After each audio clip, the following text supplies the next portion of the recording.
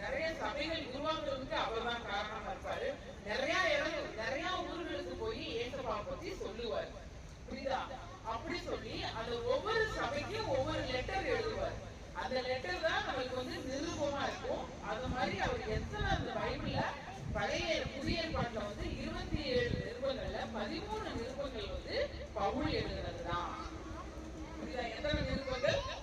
13. சின்ன பிள்ளைங்களான்னு சொல்லுங்க, எத்தனை நிருபங்கள் எழுதினாரு? 13 நிருபங்கள் எழுதினாரு. சரியா? அது என்னன்னா நம்ம பார்ப்போம். பெரியவங்க பிள்ளைங்க எல்லாம் என்ன செய்யணும், அந்த பேரையே எழுதணும். புரியுதா? எழுதிட்டீங்களா? எதை வச்சு சொன்னாங்களா? சரி சரி, இன்னைக்கு ஒரு நாள் விட்டுறோம், அடுத்த நாள் சொல்ல மாட்டாங்க. ஸ்டார் கிடைக்காதுல்ல, கரெக்டா செஞ்சவங்களுக்கு தான் ஸ்டார். புரியுதா? சரி, அப்போ என்ன செஞ்சுட்டாங்க, 13 நிருபங்கள் எழுதினாங்க. அது ரோமர், அப்போஸ்தலர்,